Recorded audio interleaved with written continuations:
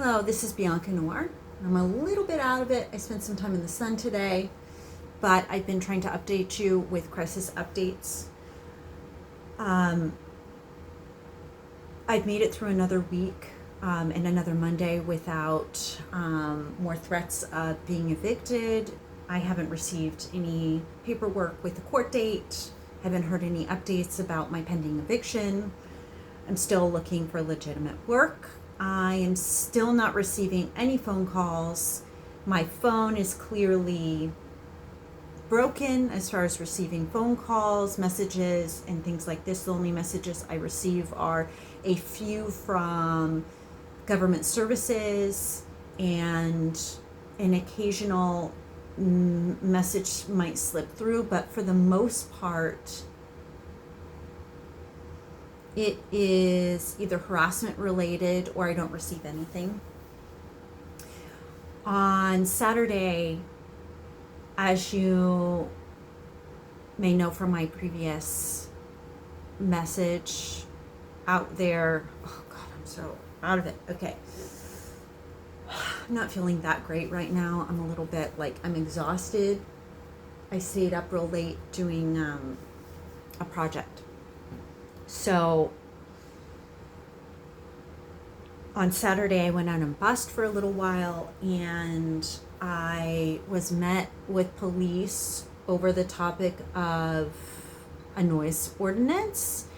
And I had previously believed, due to my own research, that it was allowed as long as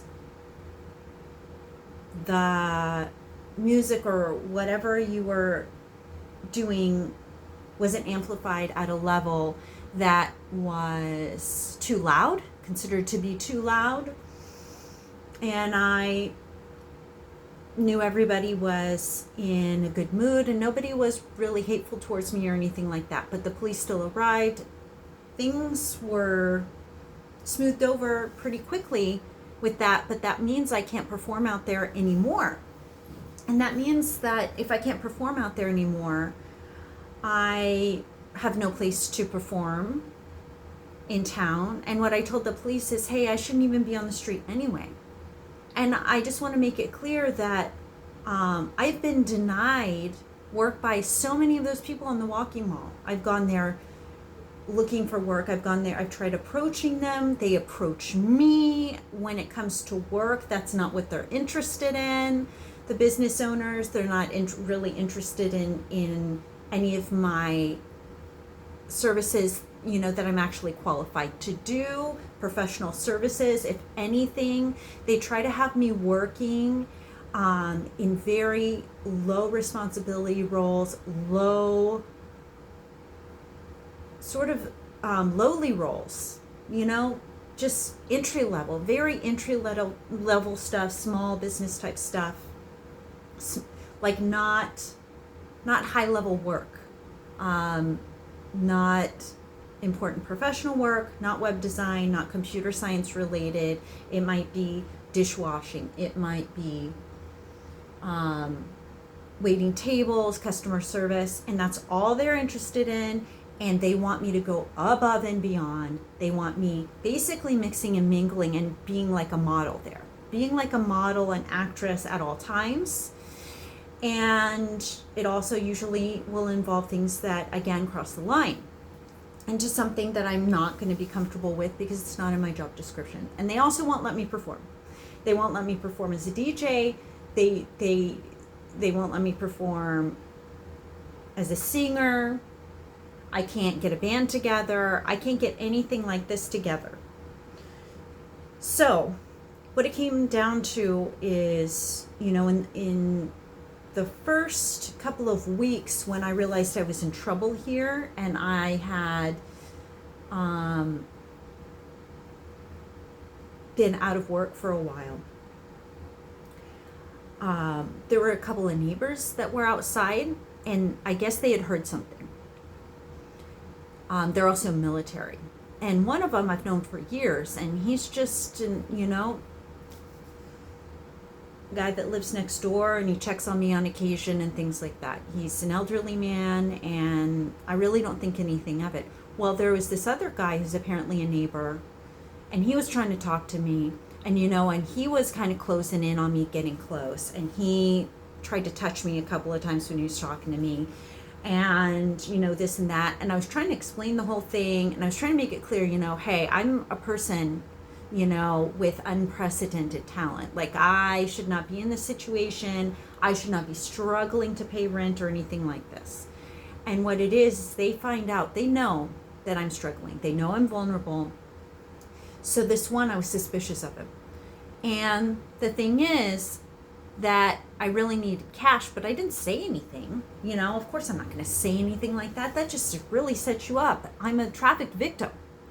So the thing is that out of nowhere, he offers me cash. Not saying that I needed to do anything, just looked like he wanted to donate that to me. Hey, it looks like you've been receiving some charitable donations and things like that. I hear that you're, in some trouble with money, lost your job or whatever, which I was terminated because of sexual violence, because of trafficking.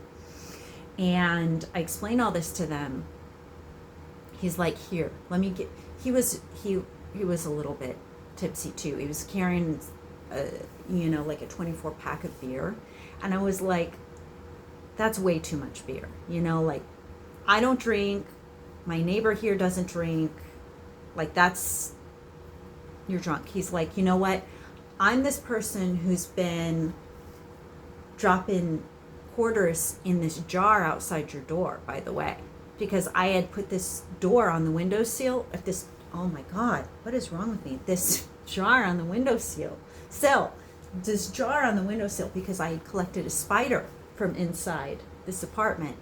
And then I set that jar outside, right? And then when I was leaving one day, I was in a rush, so I picked it up because it's glass. I didn't want it to break. So I picked it up and put it on the windowsill. And then people started dropping money into this jar, this little jar, coins and stuff. And then he tells me, that's been me the whole time.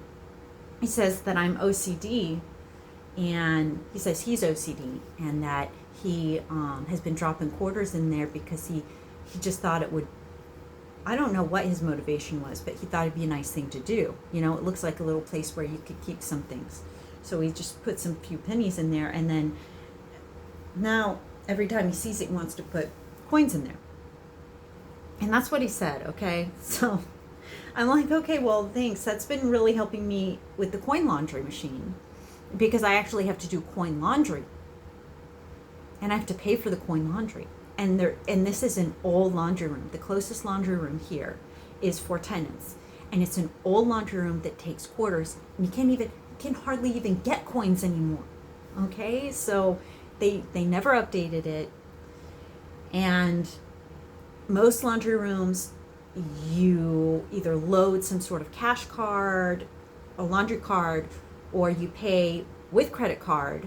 And it's very fast and simple. This, I actually had to go way out of my way. One of the reasons why those coins in the jar, as desperate as that is, why that was so helpful, and why some of the coins that I get when I do take tips and donations out when I street perform, is because I don't have to go so far to get coins for the laundry room, because I actually have to go to the bank and exchange, pull money from my checking, $10 from my checking, exchange that for $10 in quarters at the bank. This ridiculous amount of work I have to do just to do my laundry. I have to leave the property just to do my laundry. It's just ridiculous. So what it comes down to is that guy, he's sort of stumbling around. He's like, hey, I'll be right back, okay?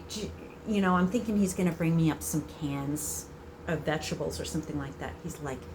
He knocks on the door. I'm like, I usually don't answer my door. It's kind of late. I'm trying to tell him, don't go knocking on my door after hours, because I'm not going to answer, because I never do. I never answer my door, okay? Sometimes there's people confused out there because if there's an issue with my address. There's actually an issue with my address, and it confuses people, and they think that my apartment is everybody's order comes to this apartment. So it's not. They get confused about the address because there's so many of the same number in my address.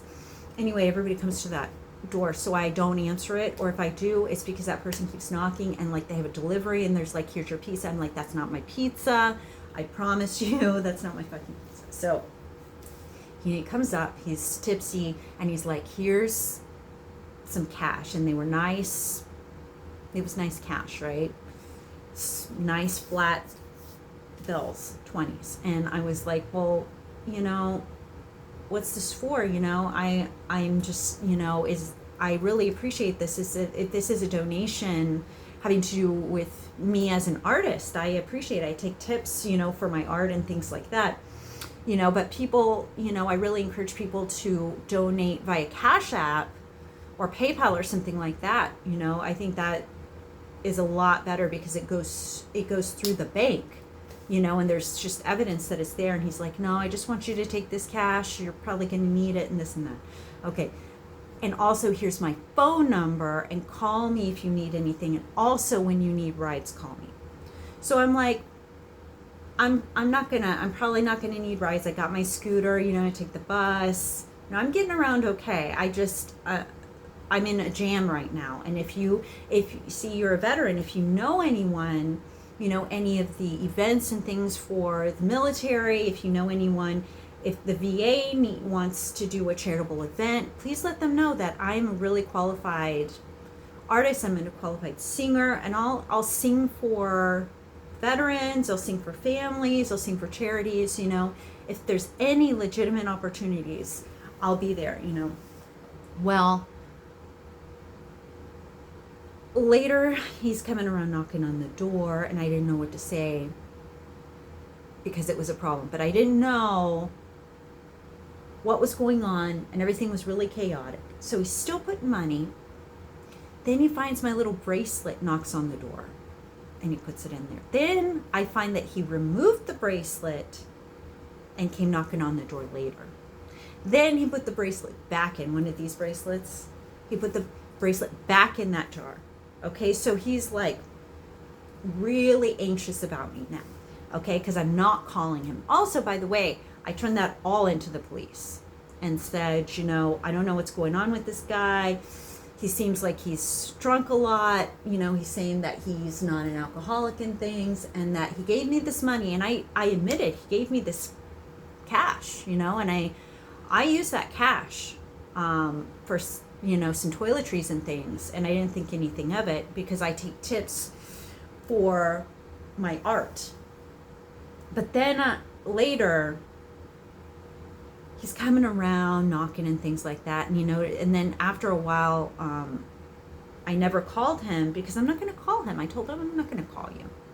And I mean, by the way, this guy's, he's probably like 65, 70 years old. Maybe 60. Maybe 60 is the youngest he could possibly be. So then on Saturday, see, this is when I was met with the police out busking, right? But on Saturday, there was so much weird, suspicious activity because I'm having trouble getting myself together, right? So I'm actually like running an hour late, and I had wanted to be out there. Well, somebody over here, I heard a noise, and I looked outside, and someone was literally, two guys had these big old long whips, and they were cracking the whip literally over and over again in the yard. And I thought, that's weird, and that says cracking the whip. I don't know. To me, that says cracking the whip. Swear it, they were really cracking whips out there. Not on like an animal or anything like that, because I was about to freak out and like, what are they cracking the whip on? Is there a dog out there? Are they scaring the animals or something? And no. And then they stopped. Okay, so I came back and I was like, that seems like it's an omen or message or something to me. Get my stuff together. I'm running late. I look fan-fucking-tastic. I get downstairs. I make sure I'm early for the bus, but I'm running really late. And then people start talking to me from their cars. They're like thinking that I'm crossing the street. I'm not. I'm waiting for the bus. Then the guy comes up. That guy. the guy that had gave me the cash, I think. And I didn't recognize him at first. He comes up in this car. He's like, "What you doing?" And this is not such a small town that anyone should be knowing what I'm doing, where I'm going, or rolling up on me like this. And they do, because they're tracking me. So, and they hear word of mouth and whatever. So he's there. I mean, who would do that? Stick their head out of the car. What are you up to? It's like, I don't know you. You know, you would never think that somebody would just start talking to you like that. That's not the kind of neighborhood that I'm in. It's clear that it's not normal. So he's got his head out the window and he's like, "What you doing? Where you going?" And I'm like, "Well, I'm going to perform, you know, in the Walking Mall." I'm like, you know, thinking that he's seen me before, or he's familiar with me as an artist. And I don't put it together that that's the guy that had given me the cash and he was sort of tracking me down or something. But then he's like, "Hey, you want to ride? I'll get you there." And I'm like, "No, I got the bus on the way and this and that, and maybe I'll see you out there at the Walking Mall." And then he's like, "Oh, okay." And he drives away, right? And then I put it together, oh, that's that guy that gave me the cash, right? Something suspicious is going on, right? And I'm glad that my instincts were good to say, "Hey, no."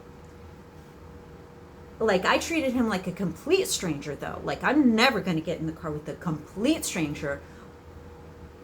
I mean, and not a person that my neighbor either. Like, no, I'm not. I don't get in the car with anyone anymore. I don't have anyone that I get in the car with. In fact, I just don't, because I just don't take rides. That's why I started riding the scooter, because if I take rides from anyone, they consider it a huge favor, and that it is me and them, and it's a special thing, and they're doing me a big favor, and I owe them something in return every single time. So it's like straight up, you know, despite the fact that I'm an independent individual, I'm an artist, I am a legit artist and whatever, I am still being treated like an escort by pretty much everyone.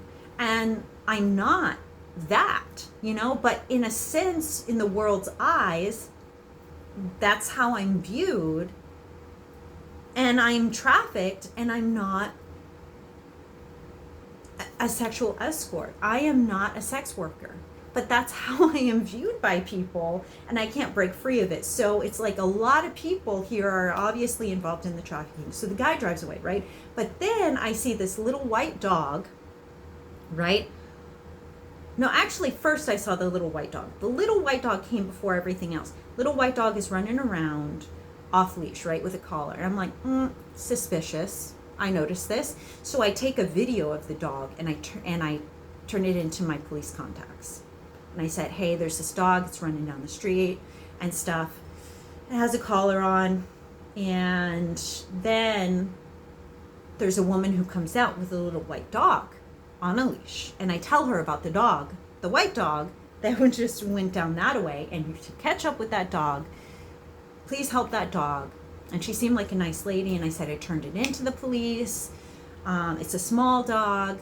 You might be able to catch up with it and then help it get back home, because I think it's probably over here where that dog lives.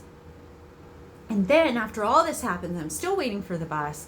Then I hear this, you know, woman calling out, and it's obviously about her little white dog. And I was like, hey ma'am, do you have a little white dog? Okay. And I explained the whole thing. I saw the little white dog here, and here. I took a video of it and I sent it to the police, so you can contact the police about your little white dog and check to see if they picked it up. And then also, there's another woman walking a dog on a leash with a little white dog, and she might be catching up to it because she says she's going to look around for the little white dog, and she's going to pick that dog up and try to, since it has a collar on, get it back to you. And she was like, oh, okay. And she seemed sort of like, ooh, like, and whatever. And I'm like, I can't help you because I'm catching the bus. So I felt like this was a setup, because people know that I'm an animal rights advocate. And they know that I'm very sensitive about animals, and they know that I am vulnerable about animals. They know. So anyway,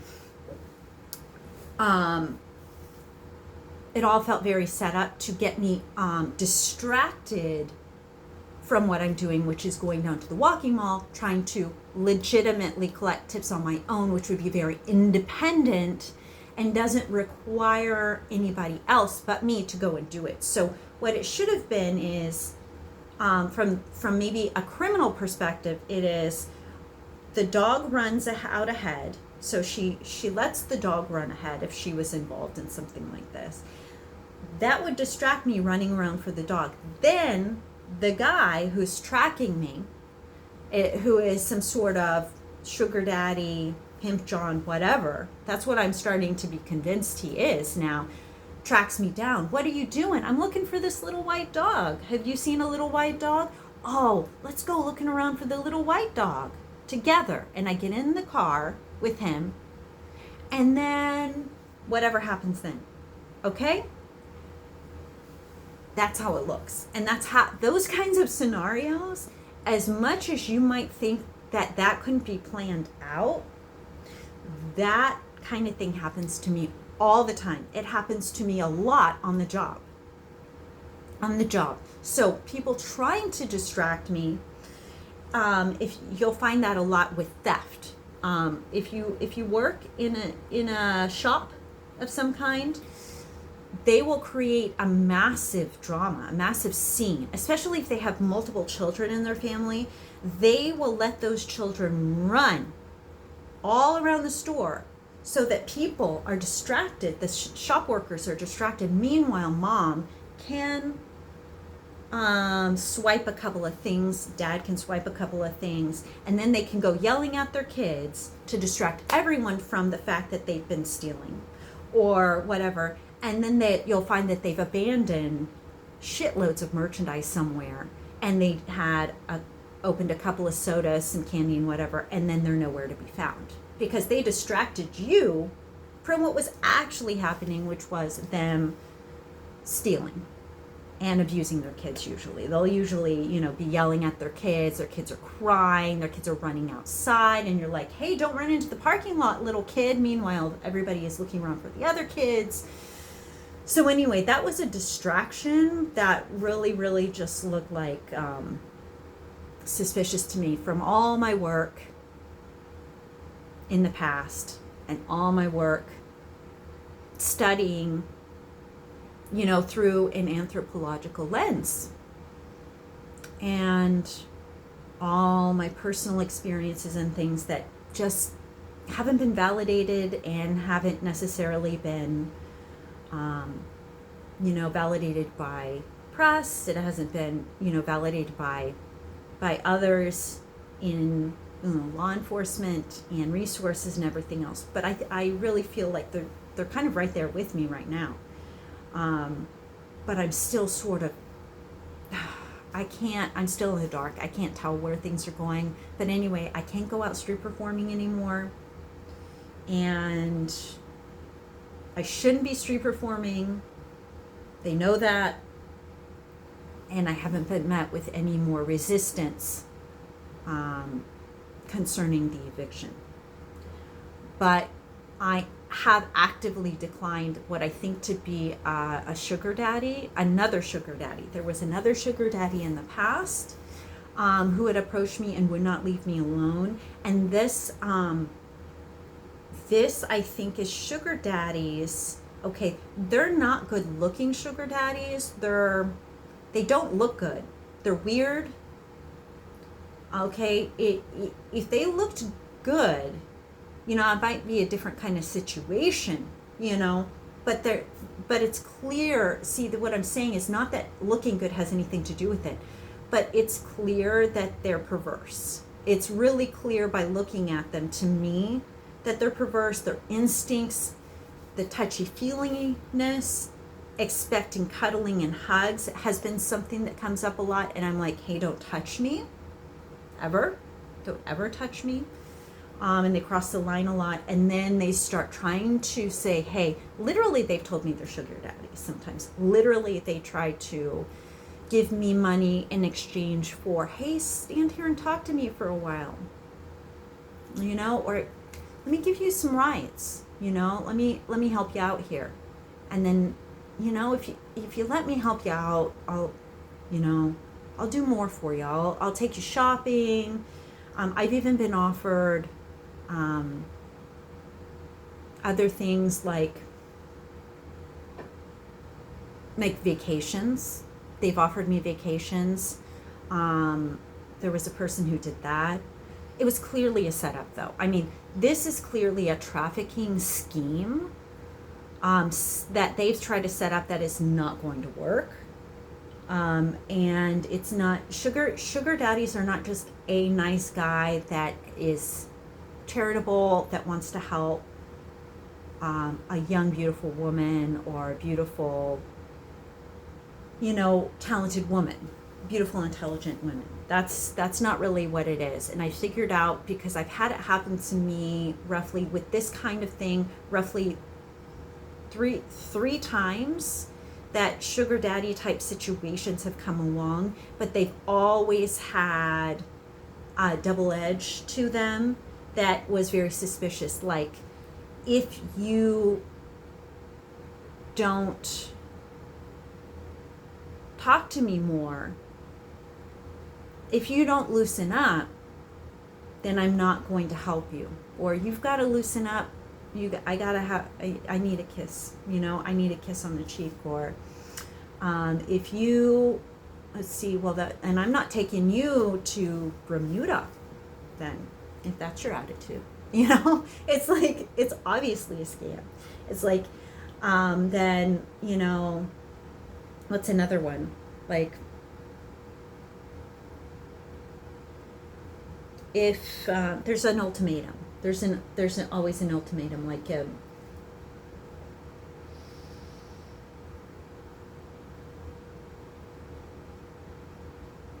I've got gift cards, but you're gonna have to come with me to dinner. Okay, so I'll pay. I got a gift card right here. You meet me at this place, and I'll take you to dinner. Okay, or, well, that was another one I didn't remember. Or, I'll buy you a phone so that I can keep in touch with you.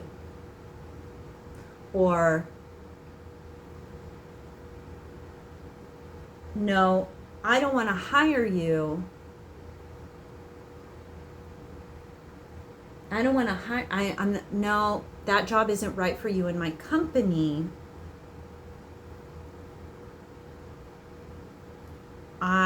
But I'm qualified to do it. But I'll give you rides, and I'll put in a word for you someplace else.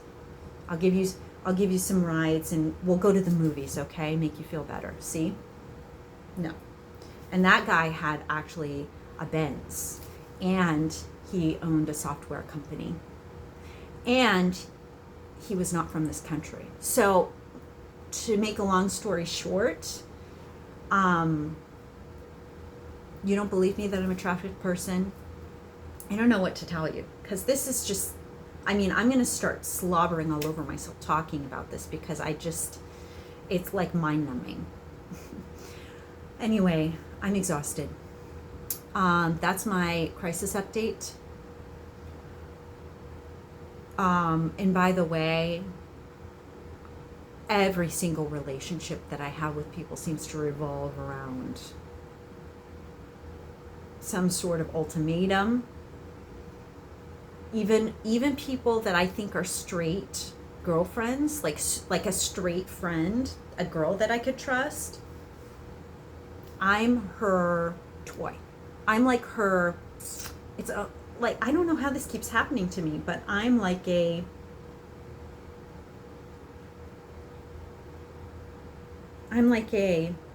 it's still girlfriend experience. I'm like an experience. I'm not a real person. I'm not a real friend. I'm an object. I'm her escort. Every time that I make a friend, I'm her escort. And that's the thing. I am not. I am not. I am an independent person, and this is my world. This is my world. This is not I'm somebody else's escort. And you know what? That's just weird. It's just so weird to me, but that's the fact of the matter. And when all of this is said and done, when all of it's, I mean, there will be an end one day. There will be a stopping point here where everybody is going to come out of this delusional fog about me and realize that they could never get away with this to begin with.